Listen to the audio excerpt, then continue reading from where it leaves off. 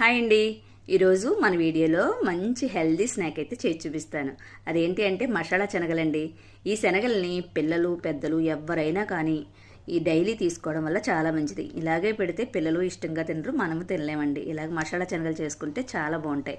ముందు శనగల్ని 8 గంటల ముందు నానబెట్టేసుకుని 2-3 సార్లు వాష్ చేసేసుకుని, మీకు కుక్కర్ ఉంటే కుక్కర్లో పెట్టేసుకోండి. నేనైతే కుక్కర్ వాడనండి. స్టవ్ మీద పెట్టేసుకుని 2-3 పొంగులు వచ్చాక కొద్దిగా సాల్ట్ వేసేసుకుని మళ్ళీ ఒక 5 నిమిషాలు ఉడికించుకుని దించేసుకోవాలండి. దించేసుకుని ఒక కళాయి పెట్టుకుని 2-3 స్పూన్లు ఆయిల్ వేసుకుని పోపు అయితే రెడీ చేసుకోవాలి. జీలకర్ర, మినప్పప్పు, ఆవాలు, ఎండుమిర్చి, ఒక చిన్న ఉల్లిపాయ చిన్న చిన్న ముక్కల కింద కట్ చేసుకుని అది మళ్ళీ కొద్దిగా సాల్ట్, అల్లం వెల్లుల్లి పేస్టు, గరం మసాలా పౌడరు, కొద్దిగా కారం ఇవన్నీ కూడా వేసేసుకుని అల్లం వెల్లుల్లి పేస్ట్ పచ్చివాసన పోయేంత వరకు వేయించేసుకుని మనం ఉడికిన శనగల్ని వేసేసుకోవడమేనండి.